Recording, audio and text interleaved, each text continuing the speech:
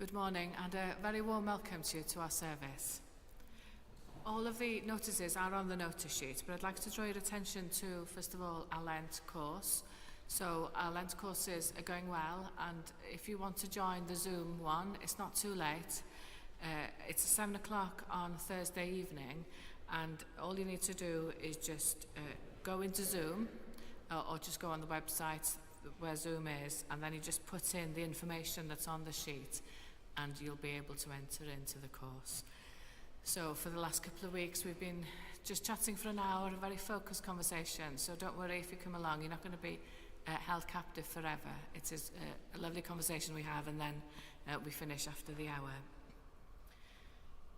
Also wanted to draw your attention to, we've restarted our recital series, and on Thursday we have, what's called here folk and Gnostic music with the Gentle Good, who I'm told has got an excellent reputation. So do come along to the Doniai, to our recital series. So this Thursday again at 1:15 the recital starts, but we have tea and coffee from about 12:30, and that's a good opportunity to have a chat and meet up with friends. So we'll now spend a moment or two just preparing ourselves for our worship.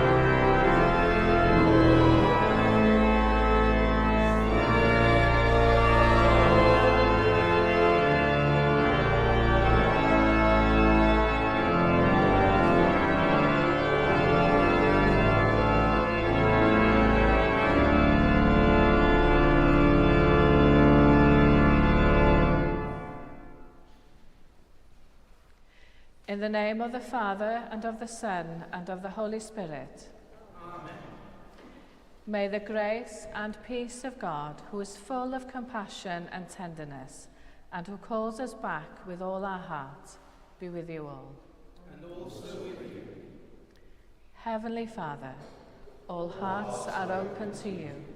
No secrets are hidden from you. Purify us with the fire of your Holy Spirit, that we may love and worship you faithfully, through Jesus Christ our Lord. Amen. As we gather for this Eucharist, let us listen to the Lenten call to conversion of heart, as we acknowledge our sins and seek reconciliation with God and one another.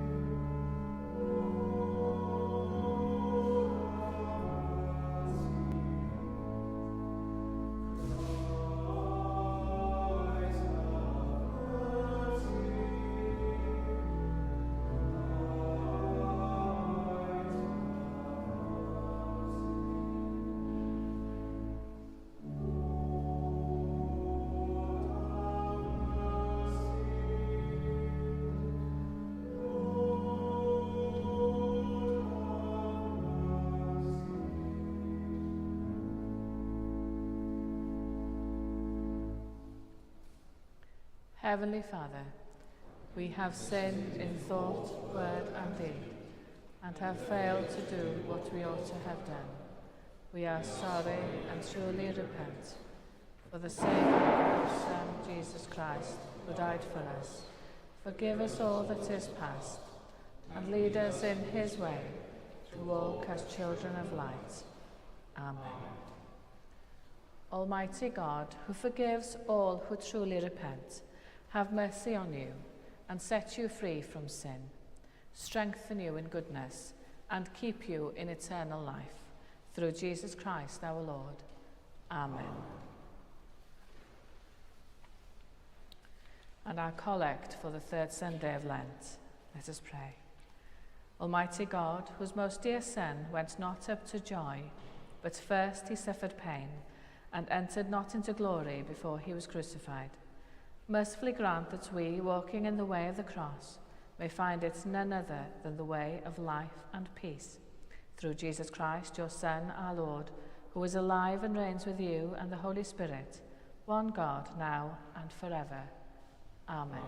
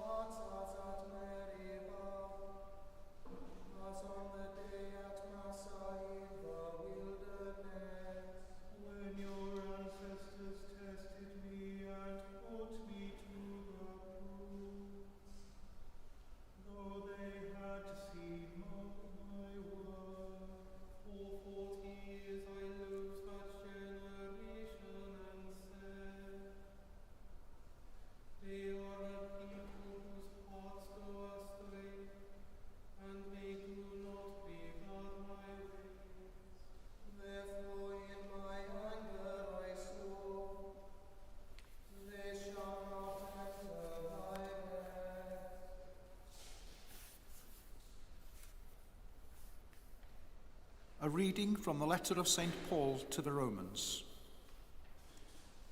Since we are justified by faith, we have peace with God through our Lord Jesus Christ, through whom we have obtained access to this grace in which we stand, and we boast in our hope of sharing the glory of God. And not only that, but we also boast in our sufferings, knowing that suffering produces endurance, and endurance produces character, and character produces hope, and hope does not disappoint us, because God's love has been poured into our hearts through the Holy Spirit that has been given to us. For while we were still weak, at the right time Christ died for the ungodly. Indeed, rarely will anyone die for a righteous person, though perhaps for a good person someone might actually dare to die. But God proves his love for us in that while we were still sinners, Christ died for us. Much more surely then, now that we have been justified by his blood, we will be saved through him from the wrath of God. For if while we were enemies, we were reconciled to God through the death of his Son, much more surely, having been reconciled, we will be saved by his life. But more than that, we even boast in God through our Lord Jesus Christ, through whom we have now received reconciliation. This is the word of the Lord.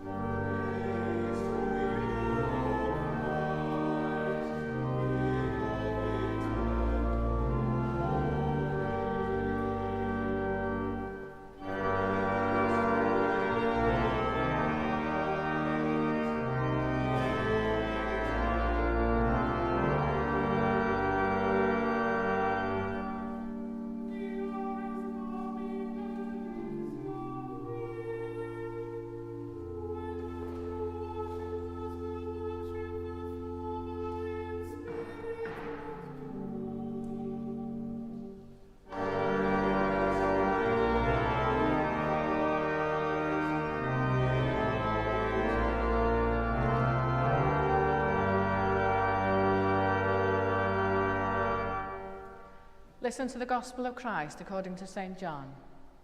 Glory to you, O Lord. So Jesus came to a Samaritan city called Sychar, near the plot of ground that Jacob had given to his son Joseph. Jacob's well was there, and Jesus, tired out by his journey, was sitting by the well. It was about noon. A Samaritan woman came to draw water, and Jesus said to her, "Give me a drink." His disciples had gone to the city to buy food. The Samaritan woman said to him, "How is it that you, a Jew, ask a drink of me, a woman of Samaria?" Jews do not share things in common with Samaritans. Jesus answered her, "If you knew the gift of God and who it is that is saying to you, 'Give me a drink,' you would have asked him, and he would have given you living water." The woman said to him, "Sir, you have no bucket, and the well is deep. Where do you get that living water? Are you greater than our ancestor Jacob, who gave us the well, and with his sons and his flocks drank from it?" Jesus said to her, "Everyone who drinks of this water will be thirsty again, but those who drink of the water that I will give them will never be thirsty.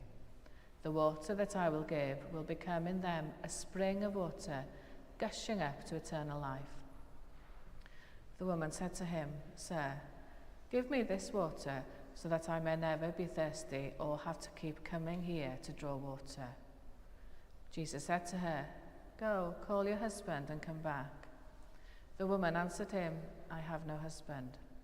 Jesus said to her, "You are right in saying, 'I have no husband,' for you have had 5 husbands, and the one you have now is not your husband. What you have said is true." The woman said to him, "Sir, I see that you are a prophet. Our ancestors worshipped on this mountain, but you say that the place where people must worship is in Jerusalem." Jesus said to her, "Woman, believe me, the hour is coming when you will worship the Father neither on this mountain nor in Jerusalem. You worship what you do not know. We worship what we know, for salvation is from the Jews. But the hour is coming and is now here when the true worshippers will worship the Father in spirit and truth, for the Father seeks such as these to worship him. God is spirit, and those who worship him must worship in spirit and truth." The woman said to him, "I know that Messiah is coming, who is called Christ. When he comes, he will proclaim all things to us." Jesus said to her, "I am he, the one who is speaking to you." Just then his disciples came. They were astonished that he was speaking with a woman, but no one said, "What do you want?" or "Why are you speaking with her?" Then the woman left her water jar and went back to the city. She said to the people, "Come and see a man who told me everything I have ever done.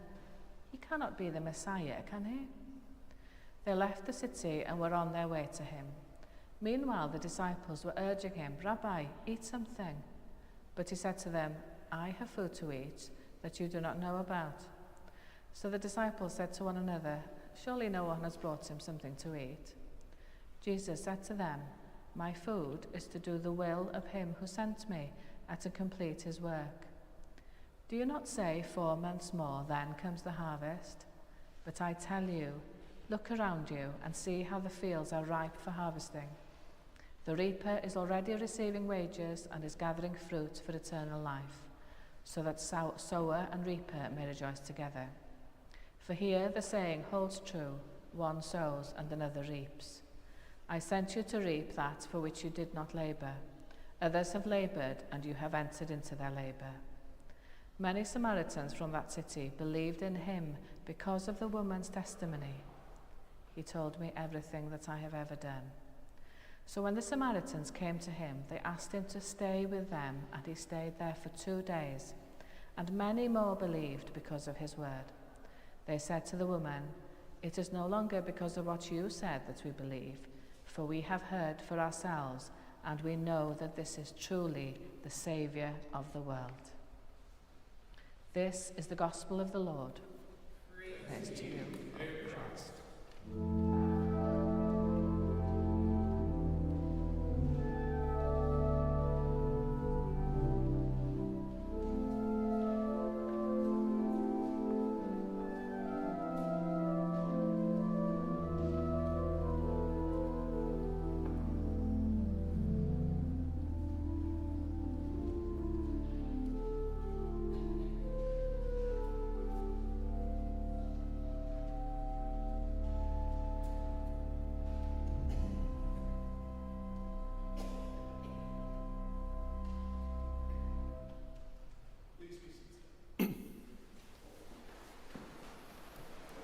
May I speak to you now in the name of the Father, and of the Son, and of the Holy Spirit. Amen. So water and weddings characterize the first few chapters of John's Gospel.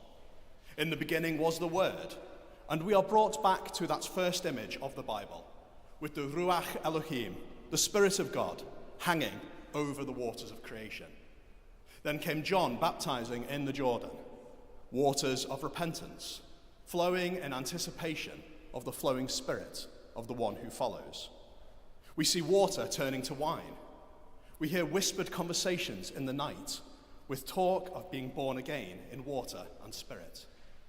We return to John the Baptist again, baptizing in the river, as he proclaims that he must diminish as the new proceeds. And weddings. We see Jesus performing his first miracle at a wedding. Then we hear John the Baptist talking about the Messiah as the groom coming for his bride, and how he is simply happy to just be there to see the happy couple. Weddings and water. Jesus seems to be surrounded with these themes as he meets and talks to various people who don't quite seem to get the reality of the person in front of them. The disciples aren't yet quite sure. Nicodemus wasn't quite sure. The Pharisees aren't quite sure. And it's almost like Jesus is waiting for someone or something to happen. And then we see Jesus at the well with the woman. Not just any well, Jacob's well. Now, the story of Jacob doesn't say much about him digging a specific well, although there is a midrash, Jewish folklore and rabbinic tradition, that suggests the well was possibly dug, or at least maintained by Jacob. But the interesting point isn't the fact that Jacob may have dug the well, but by naming Jacob, we are reminded of the shared history between the Samaritan and the Jewish people. Shared history, shared stories. It points us back to the patriarchs, the early Israelites, to Abraham and his family. A family who have a long history with women at wells. Abraham sent his servant, who stops at the well of Nahor, and there he meets a woman, Rebecca, who will come back to marry Isaac. And what question does this servant ask to find his potential bride? He asks for a drink. Or what about Jacob himself? He's at a well, and at noon nonetheless. And who comes along but Rachel, who he then falls in love with and goes on to marry?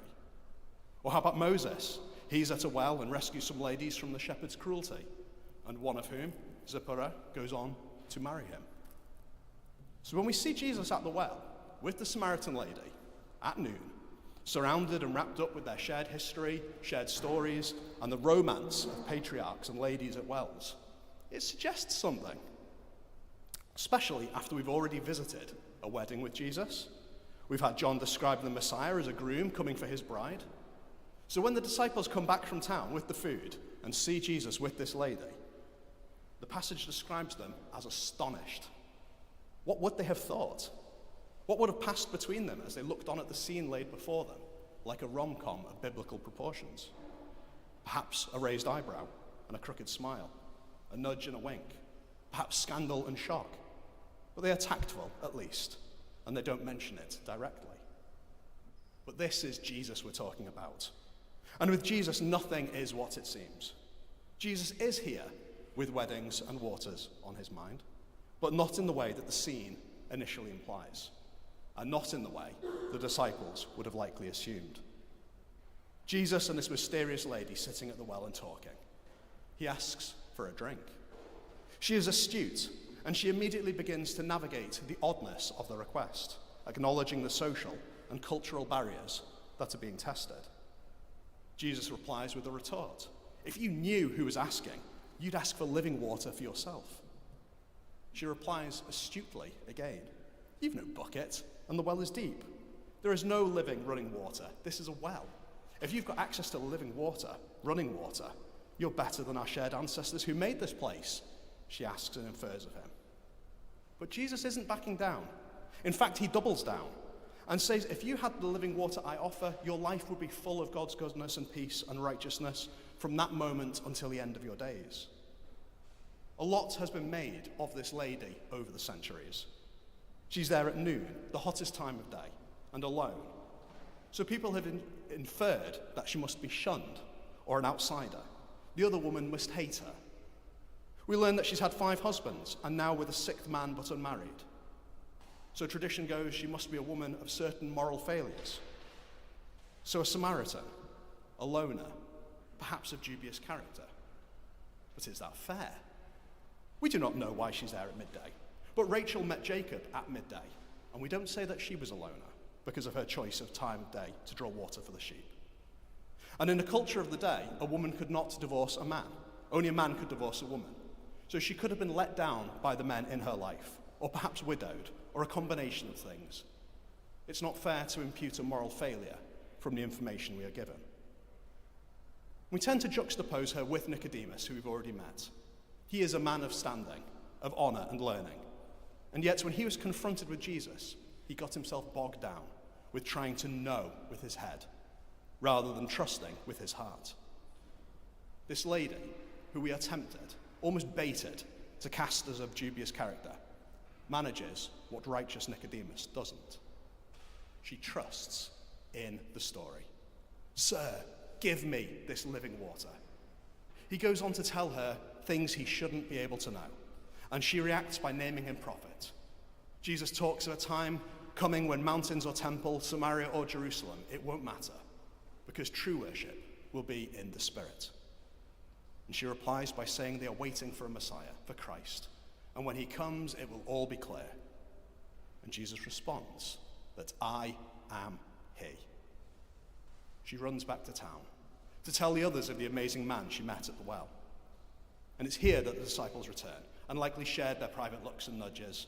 And in all the other stories of great men and beautiful women at wells, the lady would have run back to her family, to her people, and they would invite the stranger for hospitality. And out of that would come a proposal, a betrothal. And so far, the story does seem to be fitting that trope. But these two characters, the lady and Jesus, are not the type to conform to expectations. The lady, too often written off simply as the recipient of Jesus' mercy and charity, as he deigns to speak to a lowly Samaritan, is far from a passive stock character. She has worked to be here. She has run back to town filled with the words, I am he. She has suffered to be at that well. She has toiled in the hot noon sun. And regardless of how she ended up 5 times alone, she has suffered in some ways. She's met this Jew who has confounded her expectations. But she didn't meekly get him his drink. She challenged him. She questioned him. She probed him. And most importantly, she listened and discerned when he spoke. She did something that so far in John's Gospel, no one else but John the Baptist has managed. The disciples didn't quite get it, and they're with Jesus a lot. Nicodemus didn't get it, and he's a learned scholar of Israel. But this lady got it. She looked at Jesus and saw something that led her to believe that he was part of God's story of redemption. That here was a man who needed to be trusted and believed. That the faith, that trust was reciprocated when Jesus tells her, as the first person outside his family, that he is the Messiah, the Christ. I am he. Jesus reveals this to her. She is more than a stock character. She is more than a set of badly drawn assumptions. She is more than a juxtaposition of Nicodemus. This lady is wrestling with theology, with prophecy, with history. She's seeing things that no one else is seeing. She's asking questions no one else is asking. And she is trusting with a heart that at this point in the story, no one else quite seems to match. The disciples start going on about food. You've got to eat, they tell Jesus, as she's already running to the village. But Jesus isn't worried about food, because he talks of a spiritual harvest, and one in which others have already done the hard work, which they will benefit from. This lady, running to tell the village, she is doing that hard work. She goes and tells them all, and through her they come to believe. They come to trust, to see and to rejoice. She's done the work of sowing and watering the seeds in her family and friends' hearts. They come to faith. So she is also an evangelist. This is the bride Jesus has come for at the well. Not the lady. She has likely had enough of marriage by this point. But the people. The gathering people of faith in the Son of God. The congregation. The proto-church. And here at this well, Jesus meets the beginnings of this bride. He meets someone who sees and hears and trusts and loves and goes on freely to spread all those good things to others so that they can see, so that they can hear and trust and fall in love and go forth. And just like that, there is a church beginning to be brought to life. The disciples will do exactly what Jesus said. He will send them to reap what they did not sow. They will help to shepherd and gather the fledgling church together, but they will not sow the seeds entirely by themselves. Jesus starts the work, and it's people like this lady who was ostracized, belittled, judged, smirked at, who people make judgments about, who was toiling in the heat of the day, who the disciples saw and assumed the worst. It's through her and people like her that the church grows as the Spirit blows. Jesus has his bride. She is the church. The lady has her living water rushing through her heart as the Ruach Elohim. It is a union, but not one of flesh. It is one of hearts and spirit. The moment around the well looked like it could be a love story, and it was. But it was so much more than a man meeting a woman. It was history, cultures, expectations and prophecy, colliding and tumbling and inverting. And at the heart of it was a man who is God, embracing the beginnings of his love story with his people. And a woman, much misrepresented, seen for the first time as the incredible, vibrant person who she really is, as she finds peace for her soul. When was the last time that you were seen for who you really are? Where do you need living waters to flow and peace to flourish like a flower in the desert? Jesus has his bride. She is the church, and here we all are, members of that body, thousands of years later, still learning, still loving, still trying, still messing up, still being forgiven, still meeting Jesus at the well of life and sharing those living waters of grace.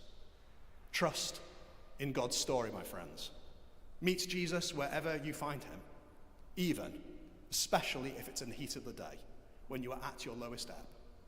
Swim in the living waters of the Spirit and know, really, truly know, that you are loved. Amen.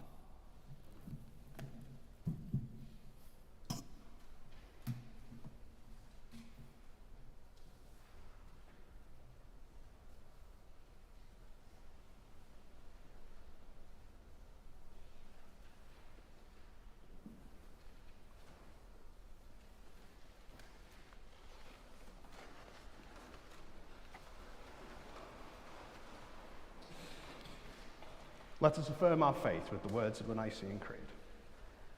We believe in one God, the Father,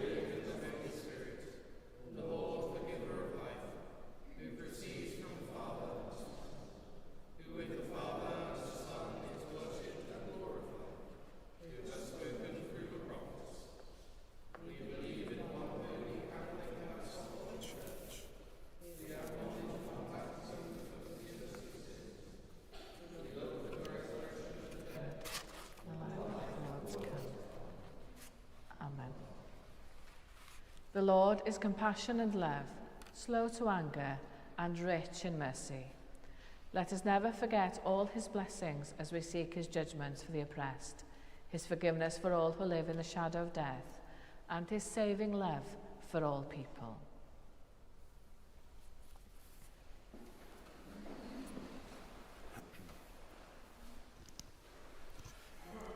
Loving God,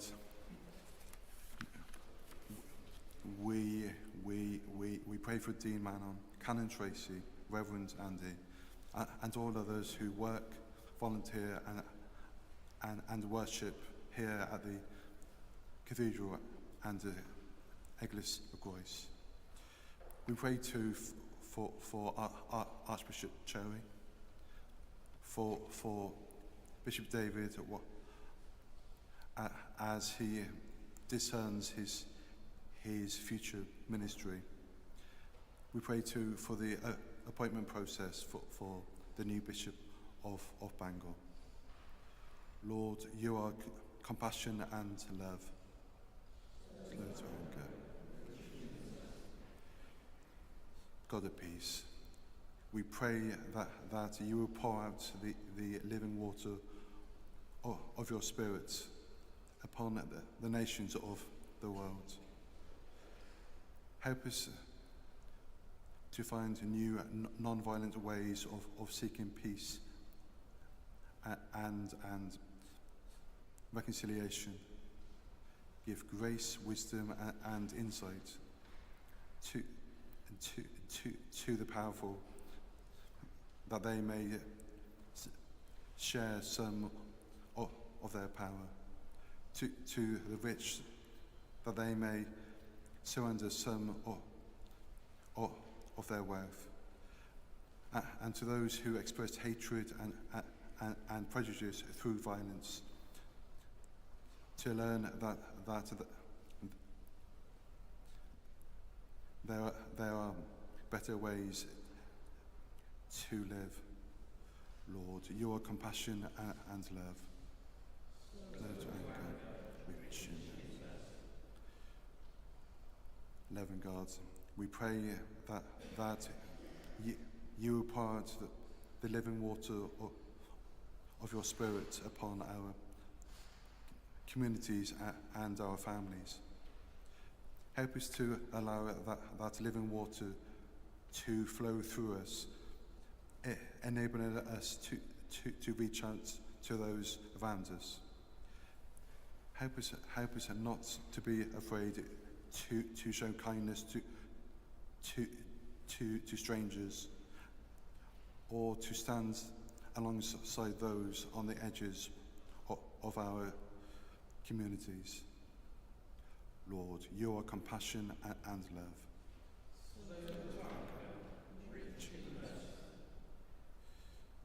Holy Father, we pray that you will pour out the living water of your Spirit upon all who are in need. We pray for those who face another day of pain, fear, loneliness, depression, or anxiety. Let them find in you refreshment, hope, and comfort for their spirits, and the peace of mind that comes with the assurance of your presence alongside them. Lord, your compassion and mercy.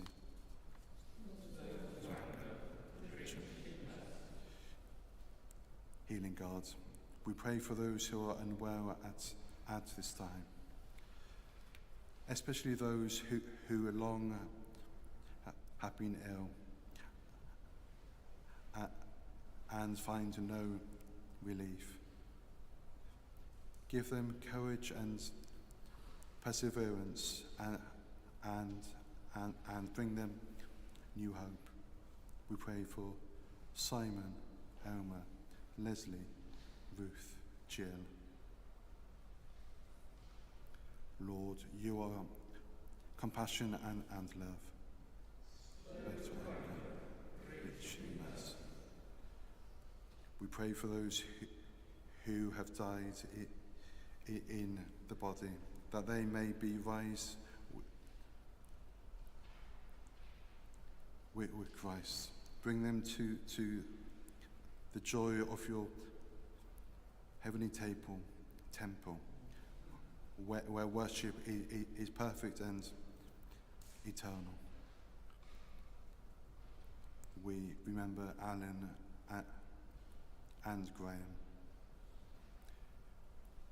Rest eternal grant unto them, O Lord. Perpetual shalom. May they rest in peace, rise in glory. Lord God, you are rich in mercy. We appeal to your mercy now as we pray for the church and the world. Pour your blessings upon us that we may be faithful to your word. We ask this through Jesus Christ, our Lord.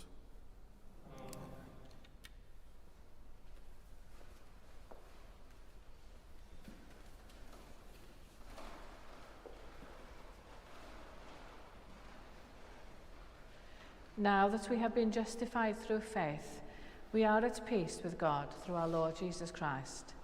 The peace of the Lord be with you always. Let us offer one another a sign of God's peace.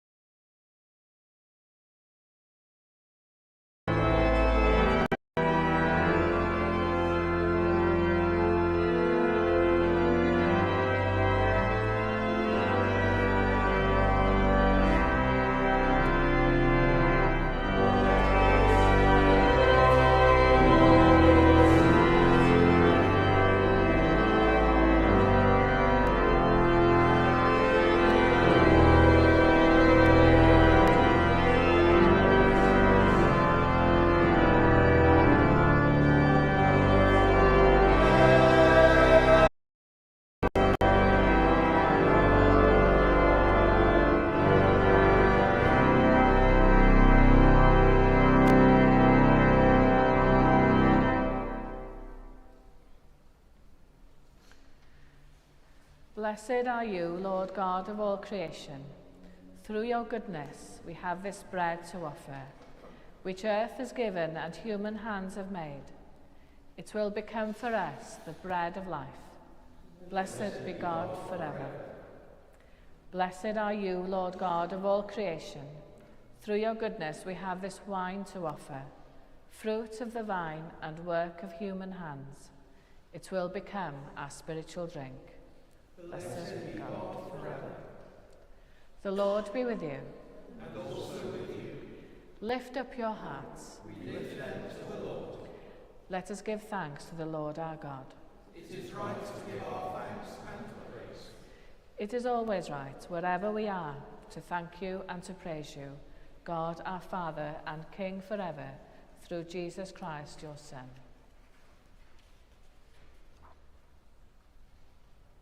Who was tempted in every way, yet did not sin. By his grace we are able to triumph over every evil, and to live no longer for ourselves alone, but for him who died for us and rose again.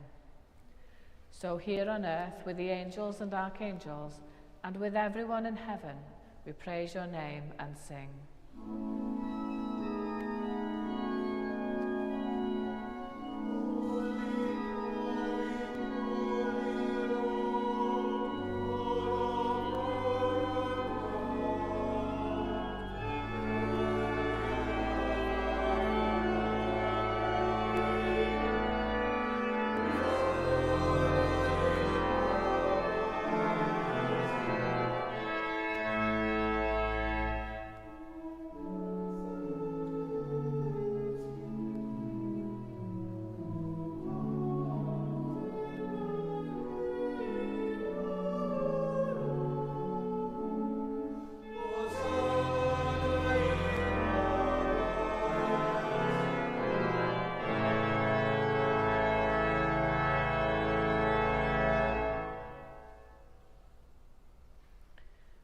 Father in heaven, listen to the prayer we make in Jesus' name.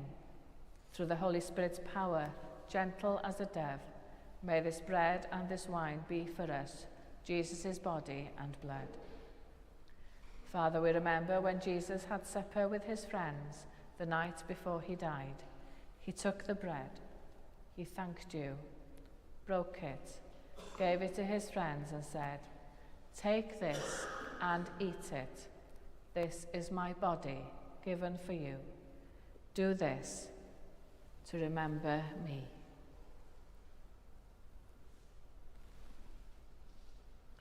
After supper, Jesus took the cup of wine. He thanked you, gave it to his friends and said, "All of you drink from this cup, because this is my blood, the new promise of God's love. Do this every time you drink it, to remember me."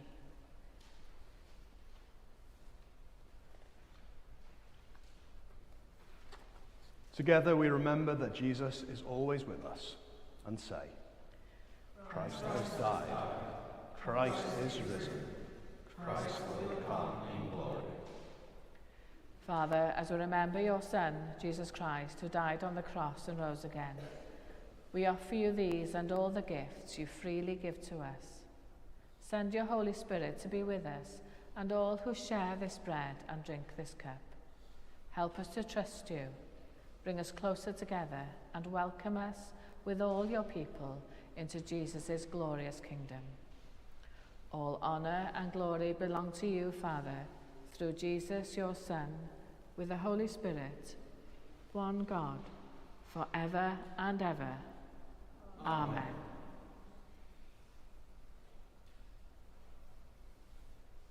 Let us pray to the Father for the forgiveness of our sins, and that we may forgive those who sin against us.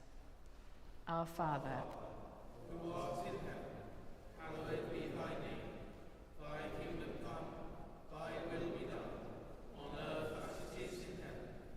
Give us this day our daily bread, and forgive us our trespasses, as we forgive those who trespass against us.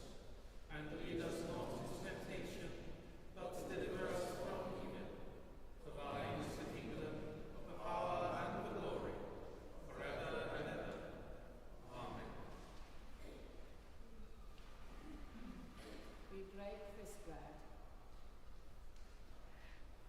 to share in the body of Christ.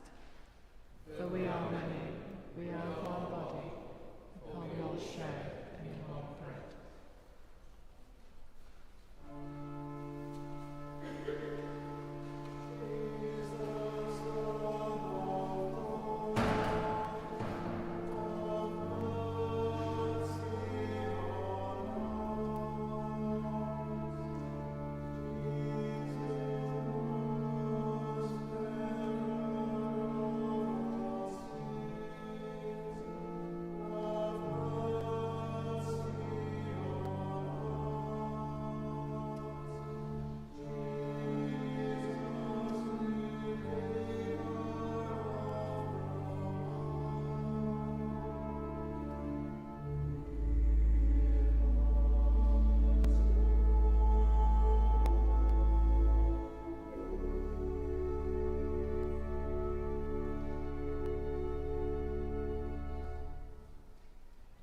God's holy gifts for God's holy people.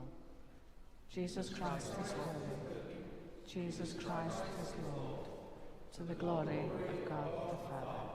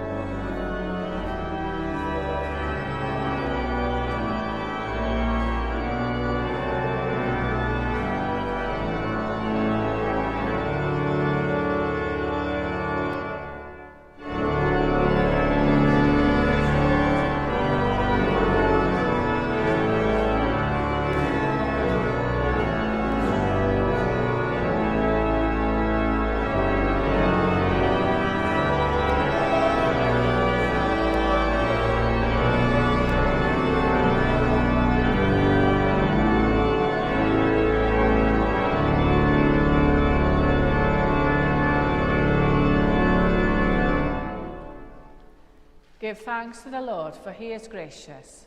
His love is everlasting. Eternal God, comfort of the afflicted and healer of the broken, you have fed us at the table of life and hope. Teach us the ways of gentleness and peace, that all the world may acknowledge the kingdom of your Son, Jesus Christ our Lord. Amen. The Lord be with you. And also with you. Christ give you grace to grow in holiness, to deny yourselves, take up your cross and follow him. And the blessing of God Almighty, the Father, the Son, and the Holy Spirit be among you and remain with you always. Amen. Reconciled to God through Christ and made a new creation, go in peace to love and to serve the Lord. In the name of Christ. Amen.